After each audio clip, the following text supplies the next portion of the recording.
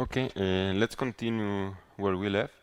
The other day we were having a look into how to guarantee the conservation of linear momentum when using continuous convolutions, which were a form of message passing.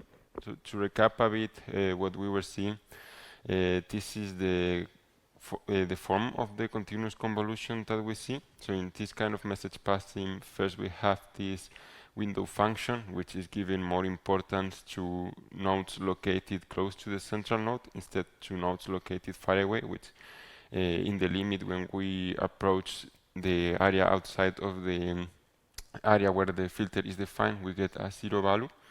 Then we have the value for the features for the neighboring node, and then we have our compact filter, which is continuous. For that, we had to transform this circular kernel into a square domain, and then the values are defined only in some discrete points, but we obtain the value at intermediate positions by doing bilinear interpolation.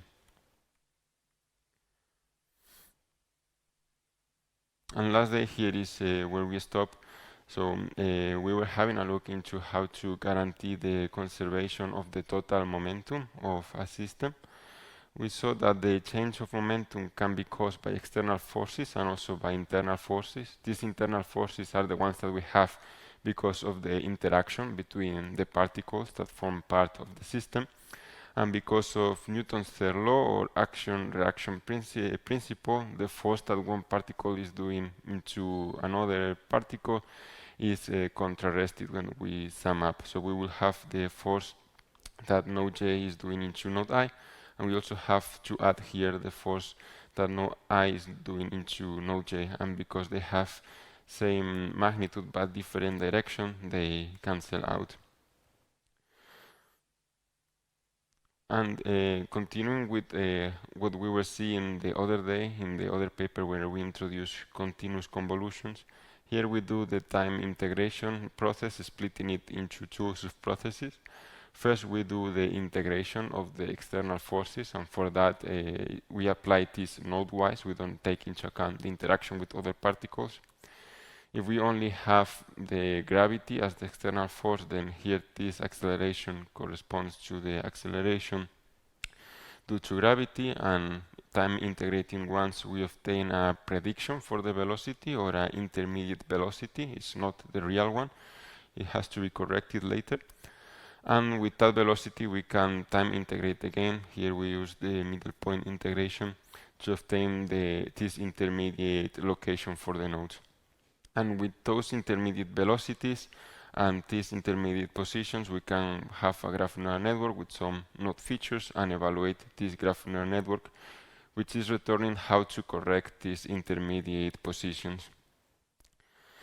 And then once we have this correction, we add it to the intermediate positions we had before, and we can compute again the velocity.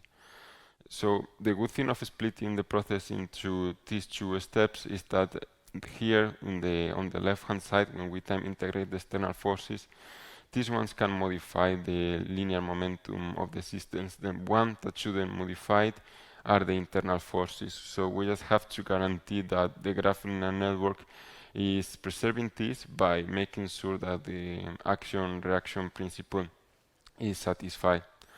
So this was the action-reaction principle, and if we take it into account for these particles J and I, then we have something like this. And because we consider all our Lagrangian particles have the same mass, then we can cross out the masses, and we arrived at the change of location. That the change of location of node J, though due to the presence of node I, has to be equal to how node I is changing its location due to the presence of node J, but with an opposite sign. And this update in the locations due to internal forces is what we were obtaining as output from the model. So we can have a look into how this appears in the last message passing layer. So for that, we have here the output of the network at node J. We can say that this is the result of taking into account the influence from every other node, but in the last message passing layer we only consider the immediate neighbors of this node, And here then we can see that this thing, the update of the location of node I due to the presence the update of the location of node j due to the presence of node I is equivalent to the message that node I is sending to node j. And in the case of the continuous convolution, the message look like this. This of course doesn't satisfy this condition, but we can modify it slightly so it's satisfied. So well, this part here is symmetric, so there we don't have to modify anything. Here we will need the features of Node.js to also appear, so we can just add them and we have both.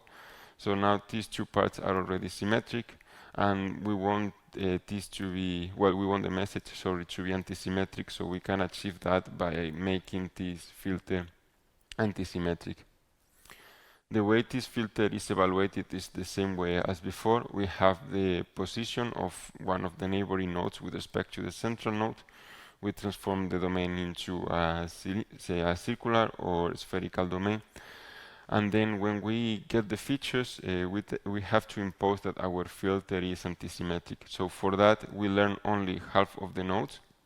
This is the learnable or trainable part of the kernel.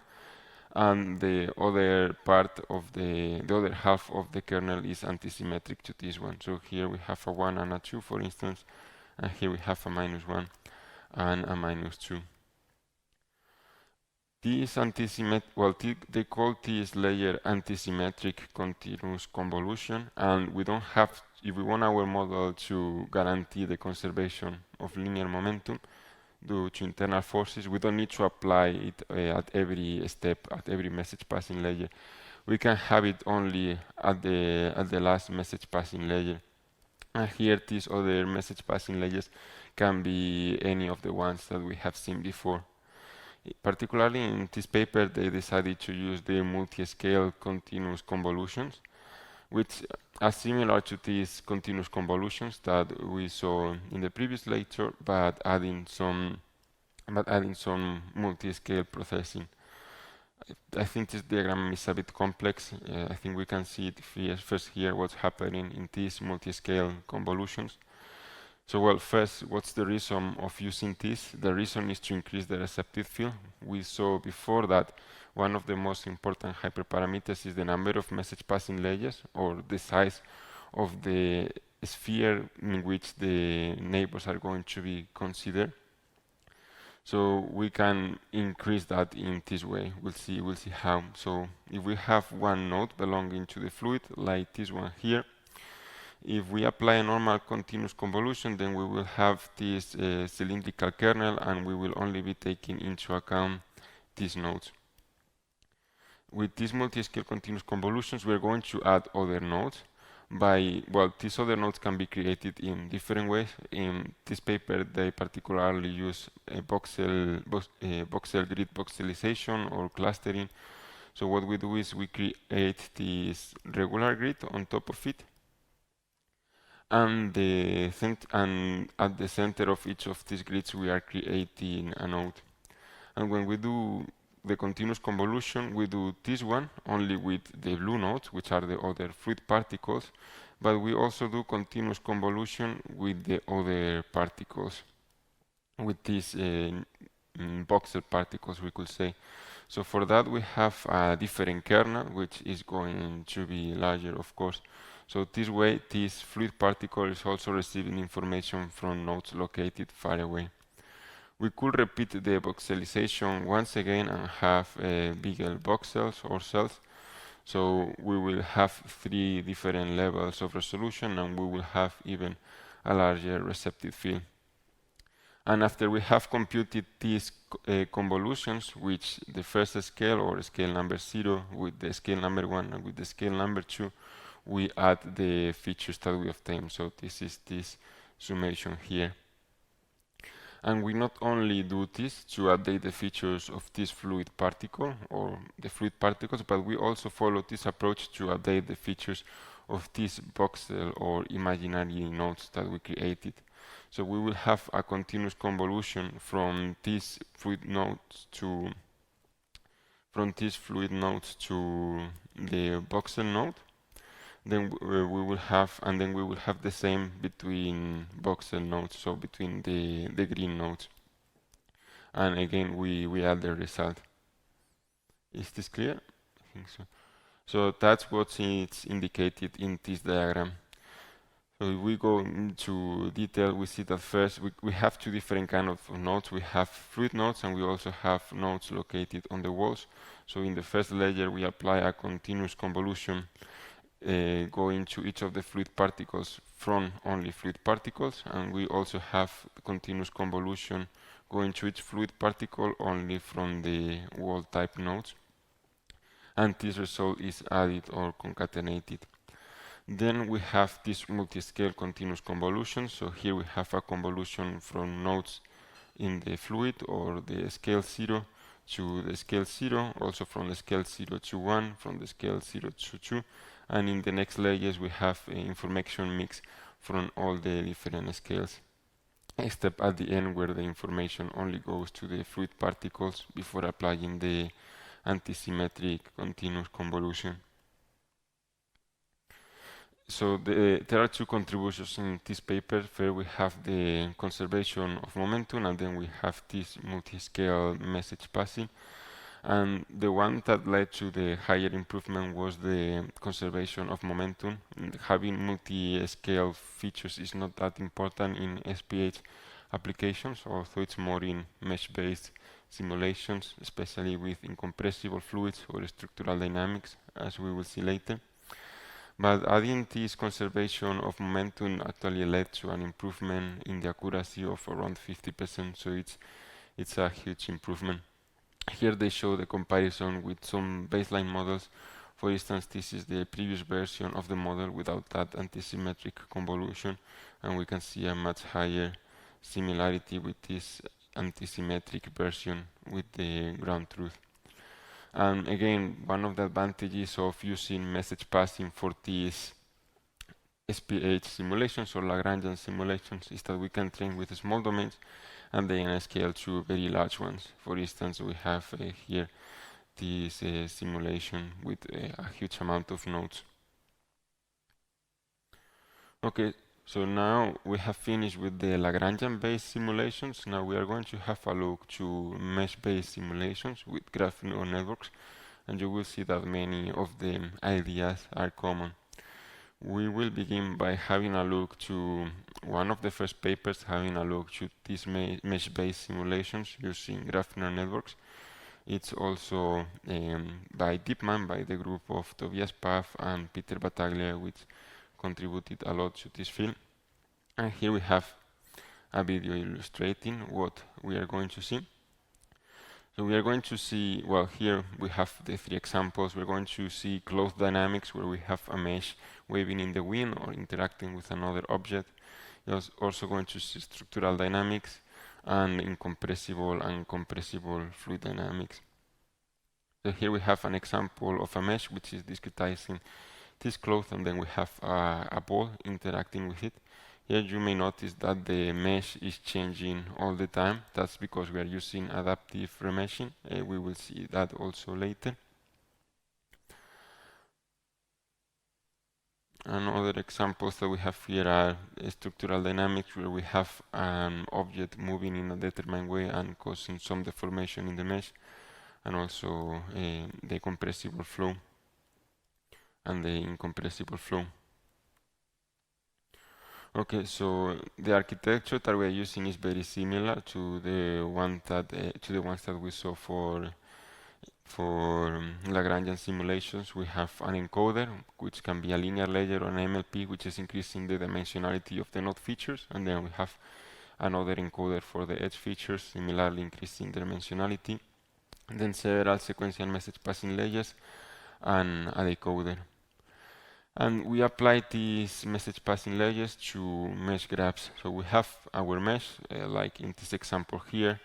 The nodes are going to be equal to the nodes of our mesh.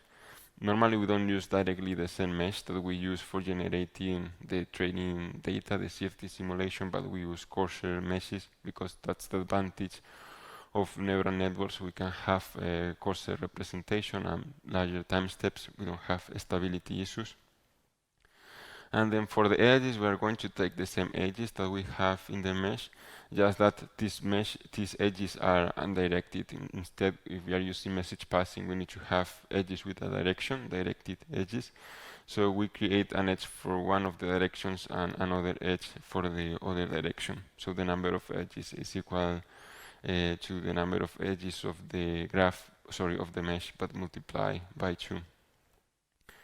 Okay, we are going to have a look to fluid dynamics problem first, where we have some physical field defined on the nodes of the mesh, and this one is evolving with time. The nodes and the edges are not moving; these are fixed.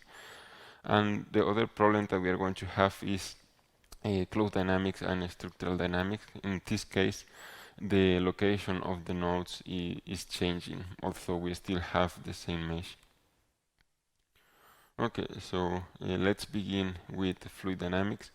So here the clear baseline model to which we should be comparing to and looking to is CNNs. Here we have an example where we have a mesh. Well, I don't know if can. Yeah, we have one of the meshes that we use with our graph neural network, and here we have the Cartesian grid that we use with the unit. So although you don't believe it, here the unit has 4 times more nodes, but we can see that the airfoil is represented much worse. It's very pixelated, so it's much more efficient to use this graph representation. Also, we can place lots of nodes close to the airfoil where the gradients are larger, and we can place a smaller amount of nodes far from the airfoil. You can also see that next to the airfoil in the when we used the unit with the Cartesian grid, there were some artifacts which were not present in the prediction with the unit.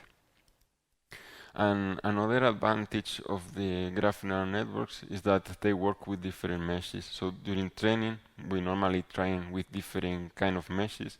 So at inference time, if we give another mesh where we have more refinement in a different region, the model is still going to be working. It's approximately discretization invariant. Whereas with units, that doesn't happen. We train with 128 times 128 discretization or image, and then at inference, we have to keep using that discretization. So yeah, here we have the architecture, which I said is the same as before. Some encoders, message passing layer, and then the decoder for the node features.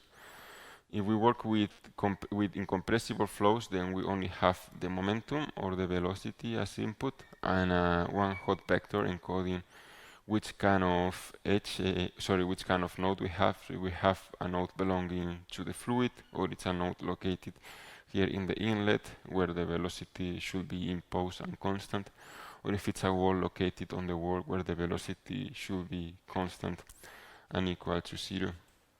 And if we have a compressible problem, we additionally need to add the density. And for the edges, as usual, we have the relative position between them, and we can between the nodes defining the edge, and we can add the distance optionally. And the output features that we obtain are the change in the velocity or momentum, and the density if it's a compressible flow, and we also obtain the pressure. Here we have some performance comparisons that we see that here this model is performing very well in these fluid dynamics problems with an accuracy much lower than for the unit case. And they also compare with other graph neural networks, but they are not the best baselines. Maybe you remember from the first lecture this graph convolution network. It was one simplification of the spectral graph convolutions. The problem with these graph convolution networks is that they don't take as input edge features, so we are not informing about which direction the message is coming from. What they are doing is instead providing the absolute coordinates of the nodes as an input of the model, so the model is not translation invariant, whereas the unit and the model is translation invariant. And the generalization was also quite good. they tested generalization to higher angles of attack, so up to 35 degrees, whereas they trained with only up to 25 degrees. And it was also interesting the generalization in the Mach number. They tested values up to 0.9, and the maximum value during training was 0.7. So it's interesting that it could predict the transonic flow and the shock wave that it's formed here. Also, that was not seen during training. Okay, now let's have a look to structural dynamics. So here we have one actuator which is going to deforming elastic plate. In this case, the movement of the actuator is given. It's not something that we are predicting. What we are predicting is how the location of the nodes of this plate is changing.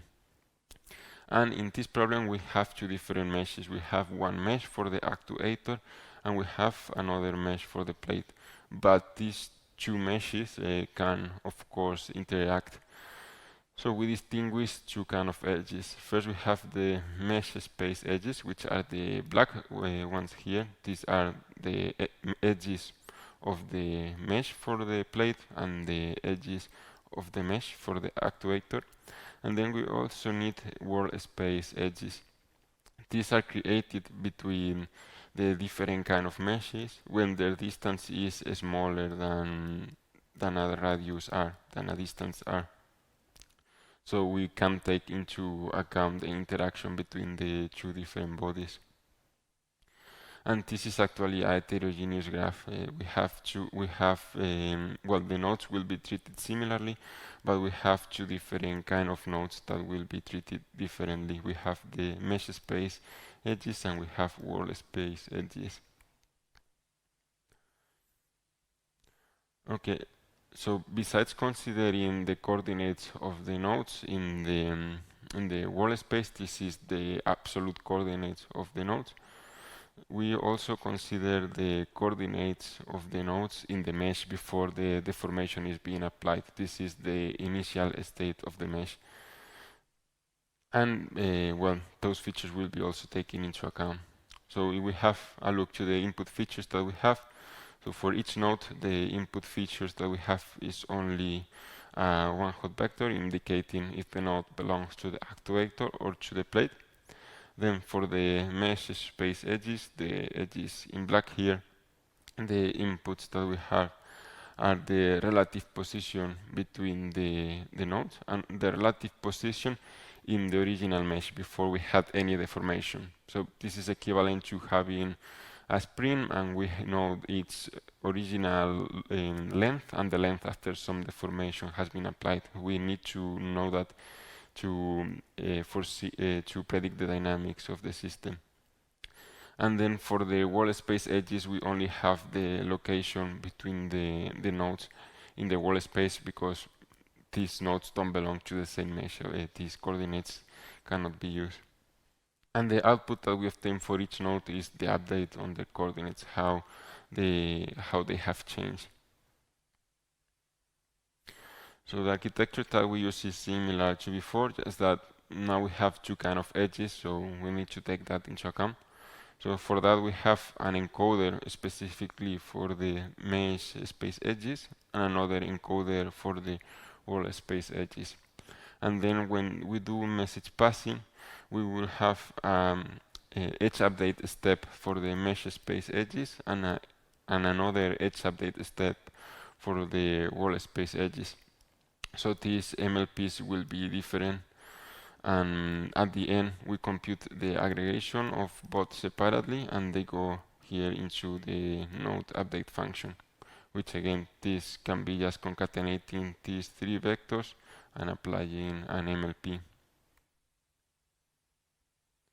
Here we have one example. In the left we have the ground truth and in the right hand side we have the prediction, so yeah, it's quite accurate.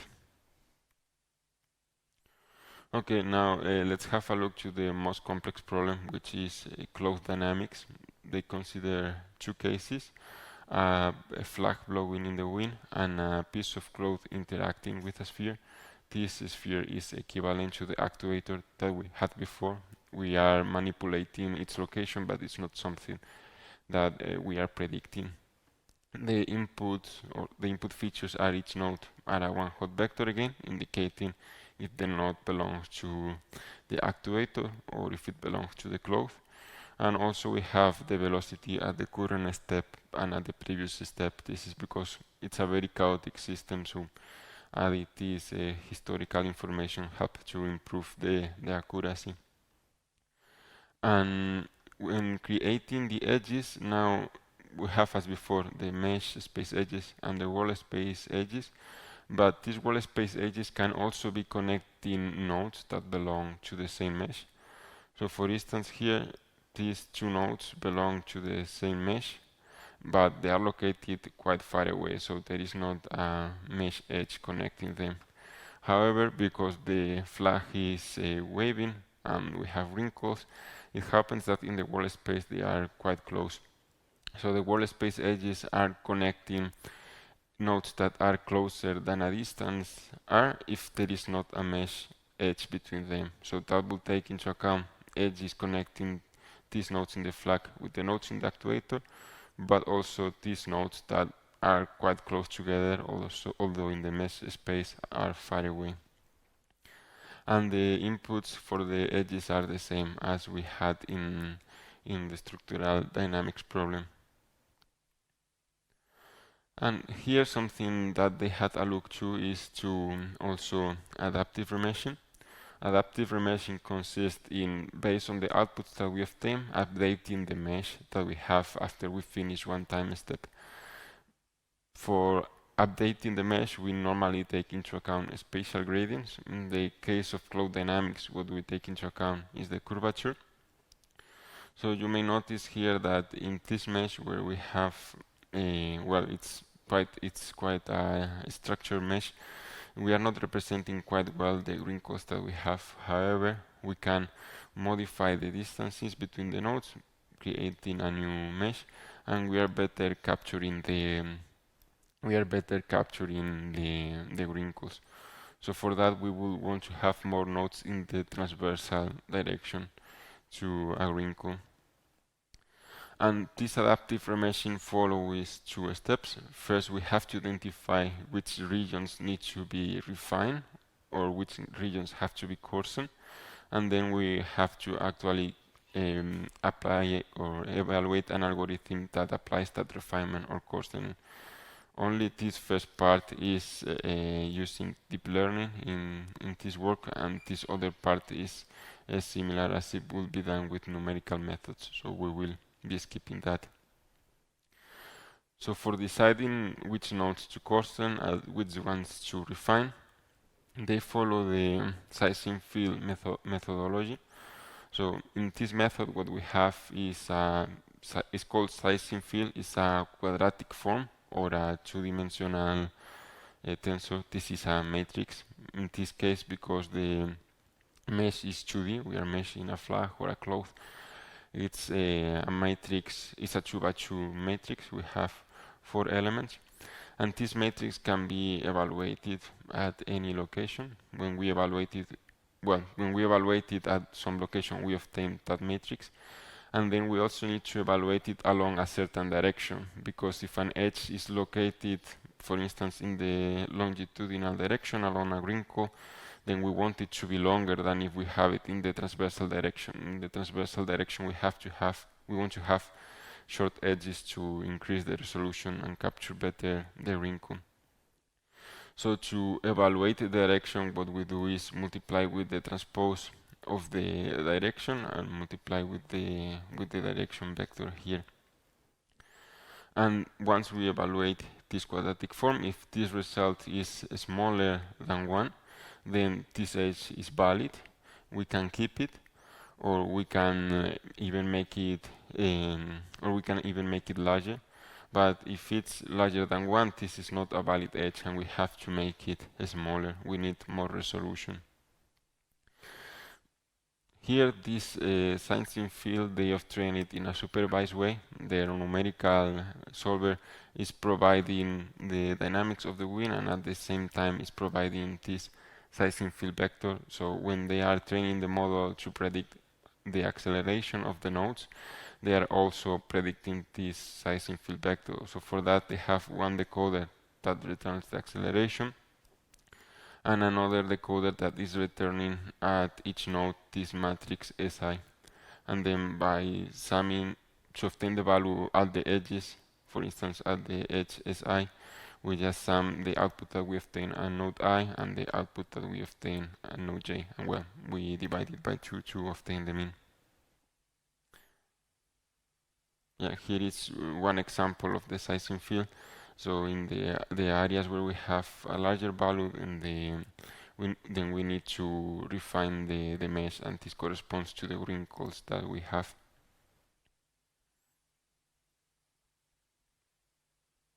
Okay, well, this slide goes through, once we have this sizing field, how we apply the coarsening. For instance, if an edge is larger than, if the value of this in an edge is larger than 1, then we will need to split it, so this edge results into these other 4 edges. But we will not go through this because it's not related to deep learning.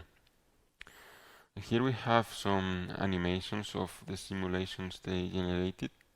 So this is a very large domain, whereas for training they use this small piece of cloak. And this is another case where instead of having just one flag, they have 3, but of course you may know that this is not a huge challenge. If you're familiar with this, you know that this is like having 3 batches. We just have 3 disconnected graphs that we are evaluating together, but because there is no edge between them, they are not going to interact. And here, when comparing two baselines, they compare to the GNS, which is the previous model for DeepMind, which instead of considering meshes is considering point clouds. So each node was connecting to the nodes that are closer than certain radius are. And these models are doing quite bad. That's because we are not providing as input the distance between the nodes or the relative position between the nodes in the mesh space. So it can happen that some nodes start to go far away from each other and nothing will stop them. But using the previous model and adding as input the location of the nodes in the mesh space, these T coordinates, using them as inputs, they improve the accuracy and solve that problem. So the accuracy with this new network and the previous one is similar. However, they argue that from a visual point of view, the previous model, because it doesn't know about mesh edges, it only knows about the relative position with neighboring, well, with nodes that are close in a space, that can lead to the surface nodes, sorry, the triangles or the surface of the mesh crossing with itself.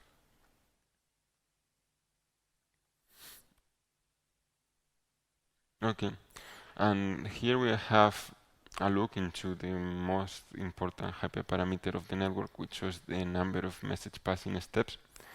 This is indicating how big is the receptive field. So we have only one message passing layer.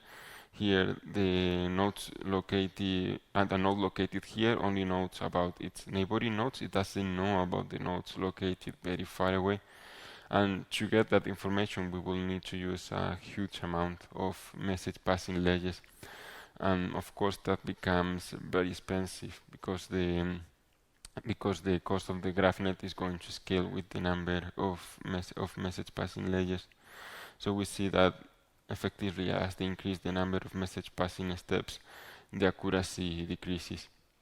But well, we can also start to have other problems like overfitting because the model has become very big. We have many weights, so this is not the best approach to increase the receptive field of the network. For that, we will need to use multi-scale graph neural networks with graph pooling and graph unpooling, which is what we are going to have a look next. Do you have any question about this? Okay. So multi-scale neural networks are not something new. You know, units have this hierarchical architecture where we have some pooling, so well, some convolution layers, then pooling, convolution layers, pooling, and so on. And then we follow the inverse path with convolution layers and pooling, convolution layers and pooling. And that's useful for doing pixel level predictions, like for image segmentation, or if we want to do classification. In that case, we just simply will apply pooling and pooling until we have a very small number of pixels, and we classify or we obtain a category for that global information. And it's quite easy to do this pooling and unpooling when using images, but same as always, when we go to graphs, it becomes more complex because the nodes are unstructured. They may even not have allocation in space. For instance, if we are working with citation networks. And also because of this complexity, it can be done in many different ways. So that's why here, well, and in physics, well, before we go to that classification, in physics, using this pooling and unpooling is also quite important. For instance, in dimensionality reduction, it's quite common to have models where we have a big amount of nodes, then we apply some convolution layers or message passing layers, and then some pooling to reduce the number of nodes or pixels that we have. And then in this reduced latent space, we apply our backbone model for time stepping, and at the end, after we obtain the prediction, we apply a decoder. So these two parts were trained as autoencoder or as a variational autoencoder.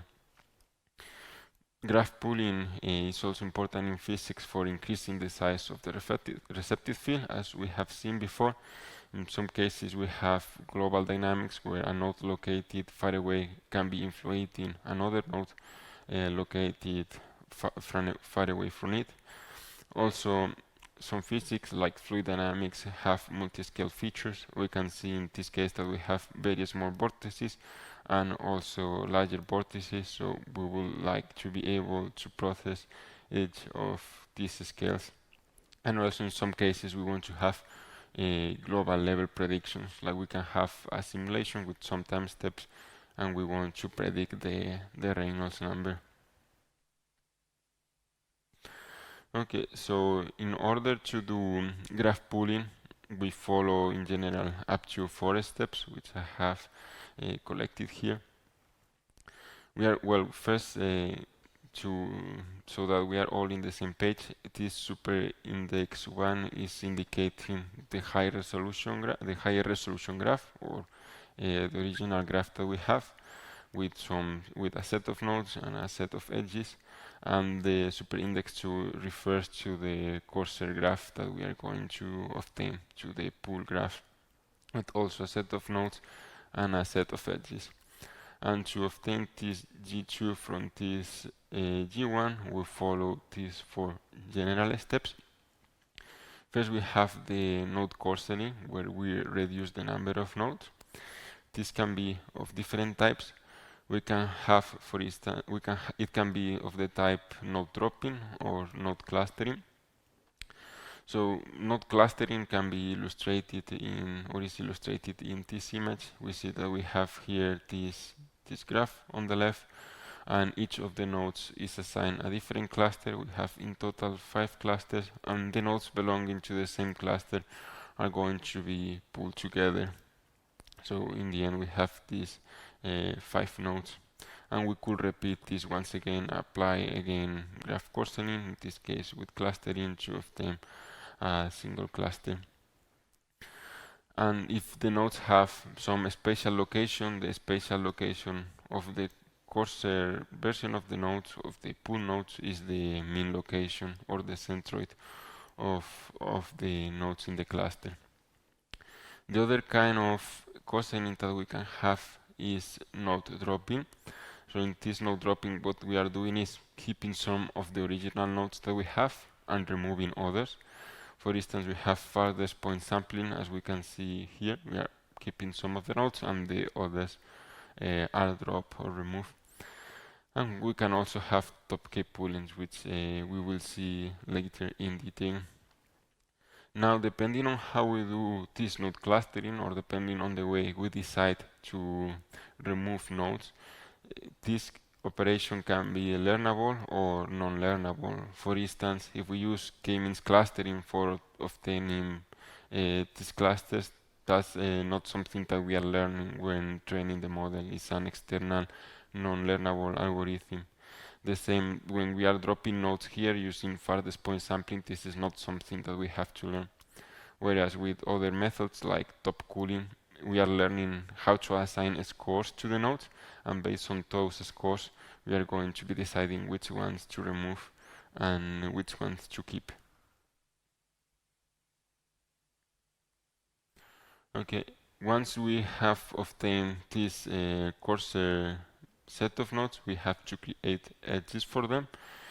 That can be done in several ways, but the most common ways is, for instance, here after we have removed the nodes and we have this smaller amount of nodes, we can create node edges as we did at the beginning by creating a sphere and connecting to each node the other nodes that are within that sphere, or considering the k nearest neighbors. That's common when we use node dropping, and when we use node clustering, we could also do that. But another common way of doing it is by preserving the connectivity of the original graph. That's what is expressed here with this long sentence, but I think it's better to see it here in this example. So this cluster was connected to this other cluster, but by this edge at least. So we have at least one edge between clusters. In the cursor version of the graph, we are also going to have an edge. Same with this edge, we also have it here. But for instance, this blue cluster and this red cluster were not connected anyway, so the parent nodes that represent them are also not connected. And then we need to, now that we have a smaller amount of nodes and edges, we need to assign features to these nodes and to these edges, so we can keep processing them using message passing. And if we are using node dropping like here, we can just preserve the features that we had, or scale them by multiplying them with a value, or applying a node-wise linear layer. And if we are not doing node clustering by here, we can do something similar to message passing. So all the nodes within the cluster are going to be child nodes to a parent node, which is the new node that we create at the centroid of the cluster, and they are going to be sending a message. So it's an algorithm similar to message passing, but now it's from child nodes to parent nodes.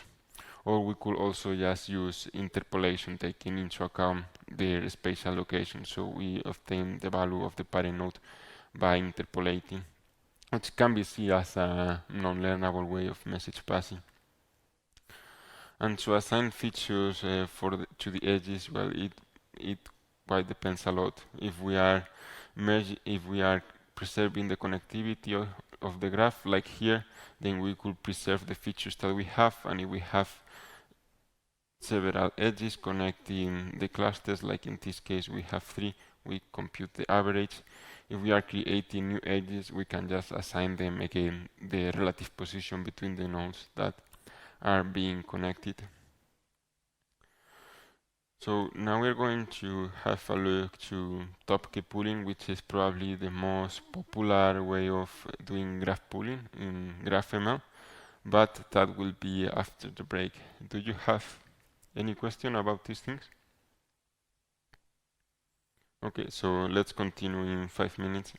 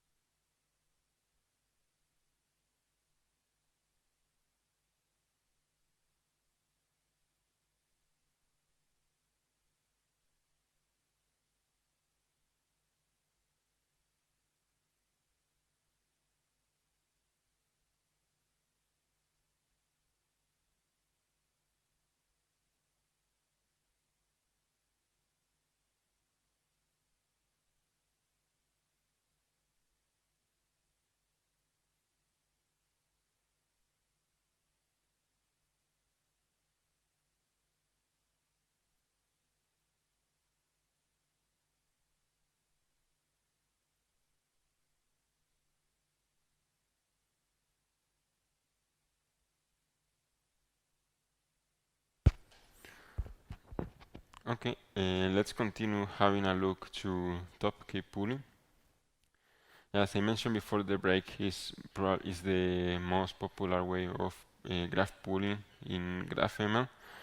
And if we take into account the classification that we saw before is of the type node dropping, if this is our original mesh, then we are dropping some of them. This node dropping is learnable. We are learning a score, a scalar value for each of the nodes, and then we decide which ones to keep and which ones to drop based on that score. The edges are obtained by preserving the connectivity, so we can see here that we just simply remain the edges that we had, and the features of the node are the features that these nodes had before. For instance, the feature this node had before multiplied by some constant value. We see illustrated here how it works. So we have a graph in this example with 4 nodes. This is the node feature matrix, and each of the nodes have 5 features in this example. So we have a projection vector, which is learnable, is the learnable parameter of this layer, and the number of elements of this vector is equal to the number of features that we had. So here the feature vectors had 5 features, so this projection vector has 5 features. And we compute the dot product of each of the node feature vectors with this projection vector. So we obtain a scalar value for each of the nodes. This dot product can be computed just as the matrix vector multiplication, and we have to normalize with the magnitude of the projection vector, so its magnitude doesn't influence the score. Then this score, what is representing is the importance of the node, how much information of the global system or of the system the node is preserving or containing. So the nodes that have a lower score can be removed because they don't have that much relevant information. So in this case, these 2 nodes will be the ones with the lowest score and are removed. Here it's called top K pooling because we can keep K of the nodes, and this is some flexible number. During training we can use some value and then at inference another value depending on how much we want to compress the mesh. And of course it doesn't have to be integer value, it can be also a percentage. We want to preserve only 70% of the nodes or so on. Then once we have dropped some nodes and we are left only with a reduced amount of node feature vectors, we multiply each of the features vectors with the score. We'll see later why we do this, and this result that we obtain are the final node feature vectors. And for the edges, if we are representing the edges using the adjacency matrix, then we remove the rows and the columns corresponding to the indices that we were removing based on that score. So in the end we obtain a smaller adjacency matrix. Here we have what I explained in that diagram, but explained using formulas. So here we have this projection of the features of each node along the direction of the projection vector. Then we find the indices of the nodes with the highest score. To that score we are going to y we are going to apply the sigmoid function. This is to obtain a score between 0 and 1. So we have a value equal to 0. It's indicating us that that node doesn't have a relevant or much or information that is very relevant. And here at the end we have the updating of the nodes, removing some of them and multiplying them with the activated score. And here we are updating the adjacency matrix. So the reason why we are multiplying the node features that we had before with the score is because we want to give this score the meaning of importance. So if we have a high value, then this feature vector is going to be larger. It has more importance into the coarsen graph. Whereas if the score has a value of 0, then this node is going to be similar as if we are removing them, which is actually what is happening to these other nodes. And this is also important because if we don't multiply here with the score, when we are training the model and we do backpropagation, we are not computing any gradient with respect p, because this projection vector is only used for deciding which nodes to keep, how to do this slicing operation or indexing operation, but this indexing operation is not differentiable. We cannot compute the derivative of x with respect to the indices to then compute the derivative with respect to the projection vector. So that's the reason why always in this kind of algorithms, when there is one score involved, we will be multiplying the node features or edge features with the value of the score. Any question about top K pooling? Okay, in some cases, after removing the nodes and removing the edges, we may have a very sparse graph. So here, for instance, this node was connected with this node following these two paths, but now one of them has been removed after removing the nodes. Maybe we want to have more edges. So what we can do is increase the number of edges that we have in the original graph first. So to do that, if we have if we want to connect each node not only with its neighboring nodes but also with the neighbors of its neighbors, what we do is say that the new adjacency matrix is equal to the one that we have multiplied with the one that we had. And if instead we want to have, and we want to connect each node to its neighbors and also to the neighbors of its neighbors, then we will need to do this multiplication 3 times. So that's what we are indicating here. This super index, remember that it's for indicating that this belongs to, or that this represents the higher resolution graph, and this represents the coarser resolution graph. It's not a matrix power. Okay, and another kind of graph pooling that is very similar to top K pooling is what is called the self-attention graph pooling. So here we have, in the GraphNet, we have some message passing layers, and then at the time of applying graph pooling, we diverge from that branch. So what we do is we apply some graph neural network, like some message passing layers, to update the features of the nodes, and at the end the only important thing is that we obtain a scalar value. We obtain a single feature for each of the nodes, because this scalar value has to represent the score for the node, and then the rest of the algorithm is as before. We keep the nodes with the highest score and remove the ones with the lowest score. And again, to be able to backpropagate through this small GraphNet, we have the product, or we are scaling with the value of the score. One disadvantage, however, of top K pooling is that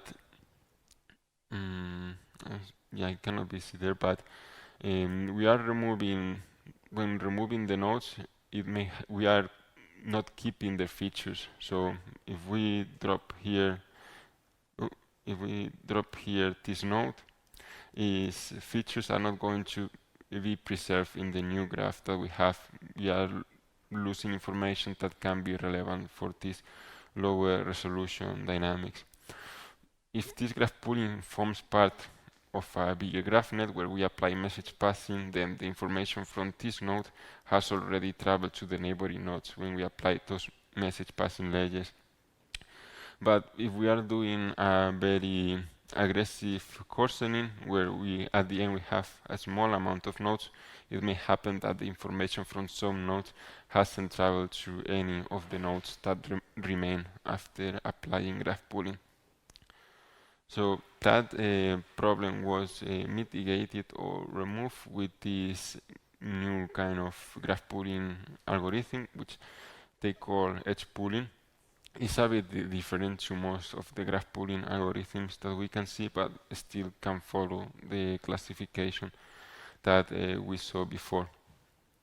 So to illustrate how it works, what we have to do is first compute scores for each of the edges. These scores are learnable, so that's why the node clustering is of the type learnable. Then what we do is in decreasing order of this score, we go through the edges, collapsing them. So this is the first edge with the highest score. So we are going to collapse it and merge the two nodes into a single node. So this node can be seen as a cluster. It's a small cluster because it has only two nodes, but well, we can still classify this node clustering as a learnable node clustering. After this edge, the next one that we have is this one, so we merge these two nodes into a single one. Then we have this one with the value of 0.8. However, these two nodes, 2 and 5, already have been included in these two other clusters, in these ones here. So if an edge has some node that has already been preserved, we skip it. So we skip this edge. And then we go with this edge, but the same this node 5 has already been included, so we skip it. Well, before we had this one, so these two would have been merged before, and at the end we are left with this isolated node, so it will form a cluster by itself. It will be alone. Okay, so how to compute these scores? Well, here we have one way of doing it, but as we have seen before with top K pooling, you don't have to restrict yourself to this. You can be more creative and use a message passing layer and then use the features of the edges as the score. The only condition is that it should be a scalar value, and typically we use an activation function, which can be the sigmoid. Here what they do is for each of the features of the node, they concatenate them and apply a linear layer. And then the kind of activation can be the hyperbolic tangent, or they also use the softmax. Here in this softmax, they normalize with the other neighboring edges. So for instance, if we have this node J, and we have some edges arriving to it, when we compute the score of each of these ones, for instance of this one, we are normalizing with the score of all the other nodes K. That's what we are indicating here.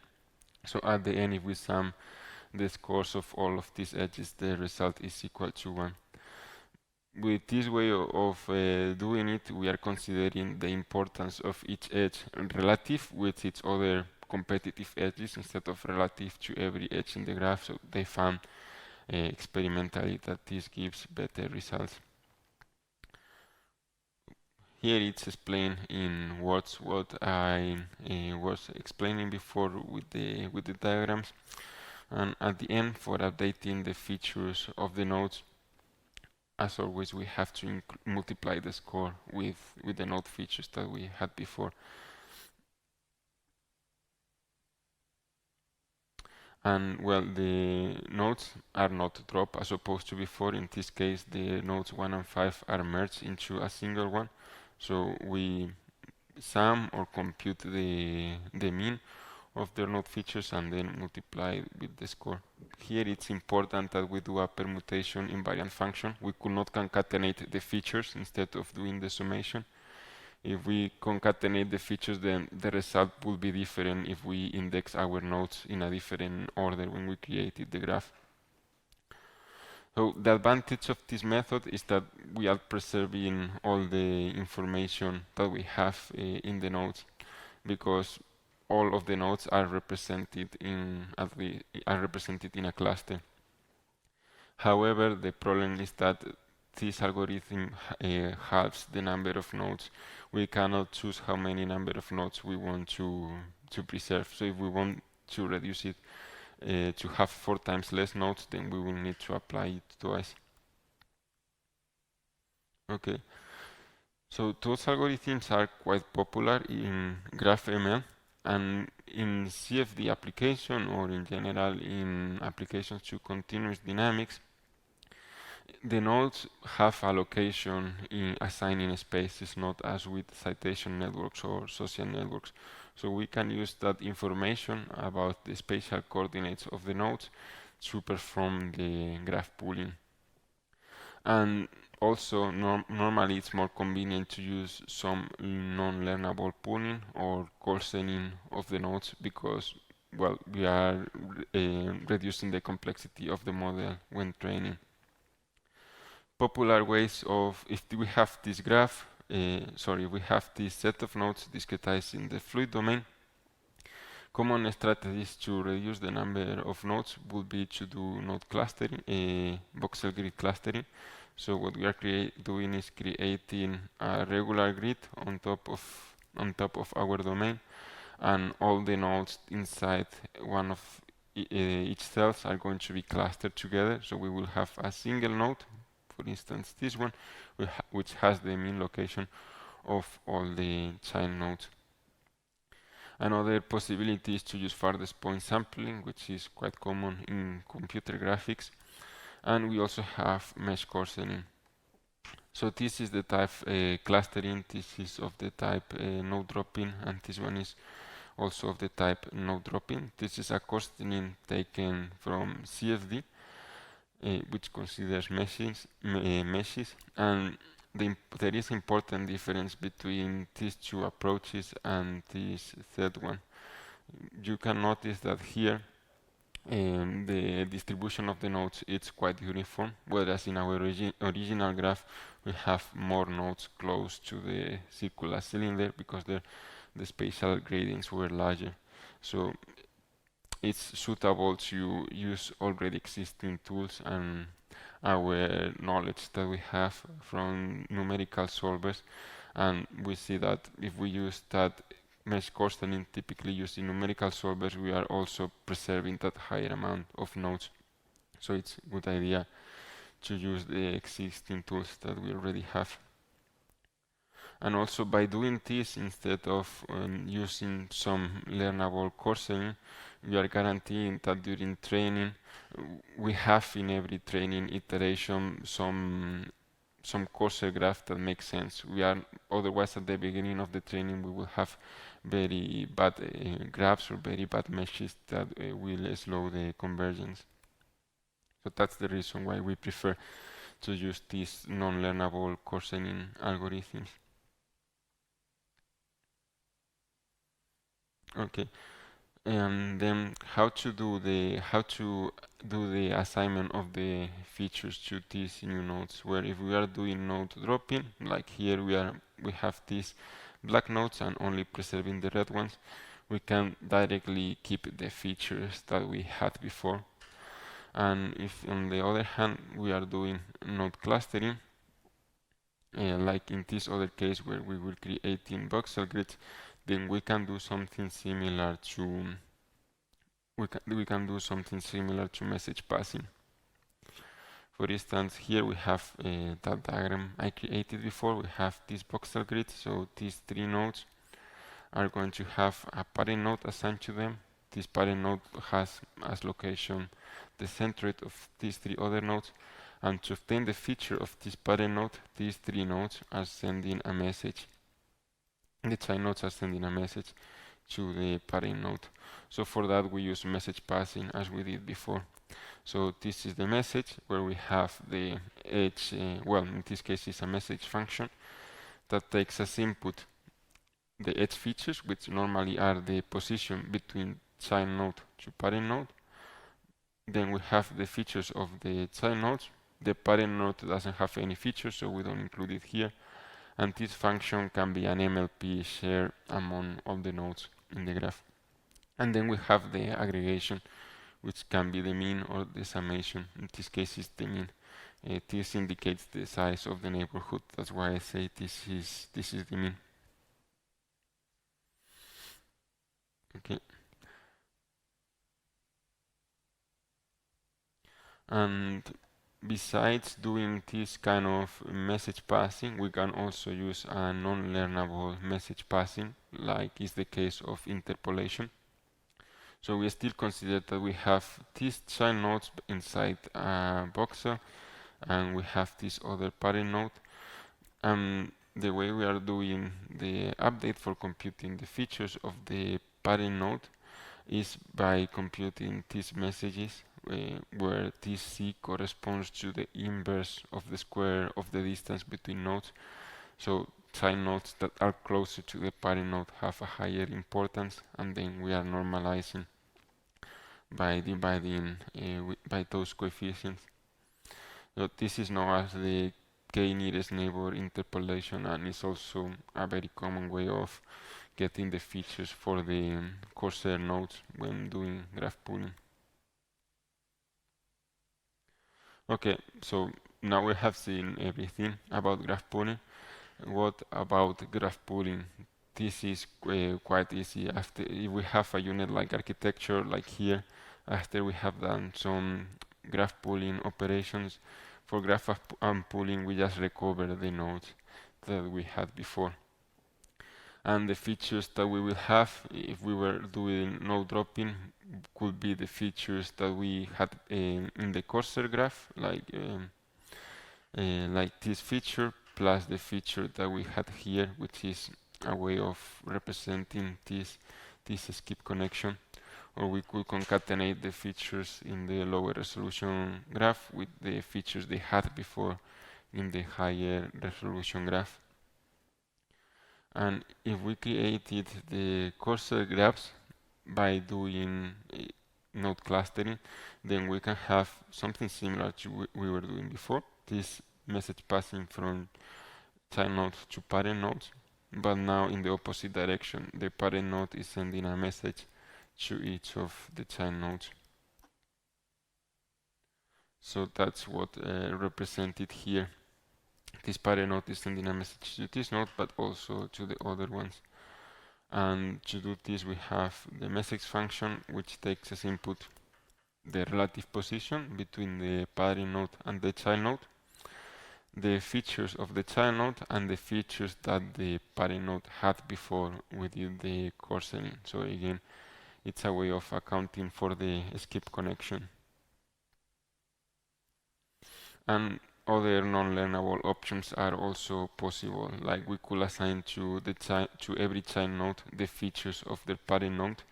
We will have some discontinuous solutions, but we can apply message passing again after doing this graph and pooling, and we will still obtain good results. Okay, so now we are going to see this applied in this paper. This paper has two parts. First, this idea of multi-scale GNN, and it also has something about rotation equivariance, but we are not going to have a look into that because there's not enough time. So to motivate first why multi-scale GNNs are important, this is why combining message passing with graph pooling and graph unpooling is important. We have here the example of the Poisson equation. So we want to solve for P, and this is some forcing term. And if we solve this in a Cartesian grid using finite differences, maybe you are familiar with this from some numerical method course. The matrix that we have here discretizing the Laplacian operator is a diagonal matrix. It has zeros everywhere except on the main diagonal and maybe some upper and lower diagonals. And when we invert this matrix to obtain the solution P, we see that the solution at this node, for instance, or at this pixel, depends on every other pixel. All the elements of this matrix are non-zero. Of course, pixels that are located far away will have a smaller value than pixels located close to that pixel, but there is still some influence. So if we want to use message passing to solve this problem, we will need to make sure that we have enough message passing layers to communicate these two nodes.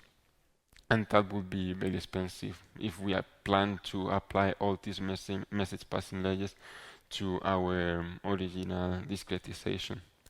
And this not only, well, this happens to the Poisson equation, but we see the Poisson equation very often. For instance, in incompressible flows, we have to solve the Poisson equation. Also, it appears in structural dynamics, so it's a very common problem. Before continuing, I should mention that not all the problems are global, and we don't need to use always a multi-scale graph neural network. Indeed, in some cases, it's a bad idea. For instance, if we have, well, specifically if we have problems where the dominant term is advection or transport, like the advection equation that we have here, or the Vargas equation, and we have that the information at each time step is propagating with a speed c, which can be different at each node. Each node can have a different c value. The only condition that we have is that the receptive field has to be as large as the distance the information has traveled during the time step. So, well, this is a velocity and this is the size of the time step, so the information has traveled this distance, and we need that the receptive field has to be at least as large of that. In this particular example, with 3 message passing layers, it's enough. So we could have a GNN just with 3 message passing layers, or 4 if we want to increase the number of weights, but using a multi-scale GNN is not really needed.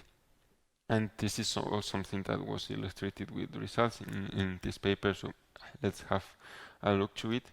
We have a GNN first with only 4 message passing layers, and it was trained with very simple cases that have analytical solution, like here some relatively random field that is being advected, and we have periodic boundary conditions everywhere. So this is a simple case with an analytical solution. We don't need to run any simulation. And then the neural network was trained successfully, and it could generalize to other more complex cases. And this was just with 4 message passing layers.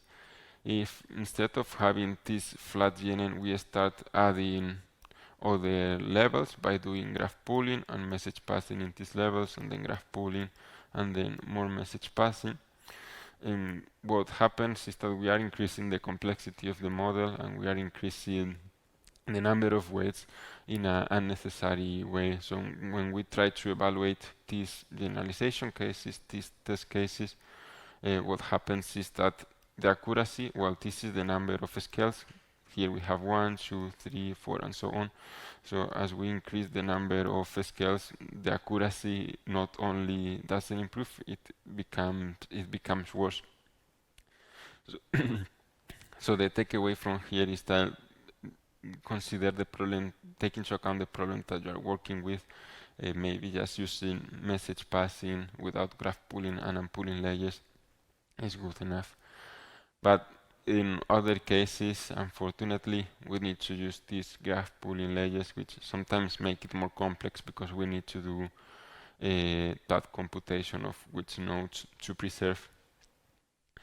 So this is illustrated in this other example. We have a graph neural network with 8 message passing layers, and we are simulating incompressible fluid dynamics around a circular cylinder.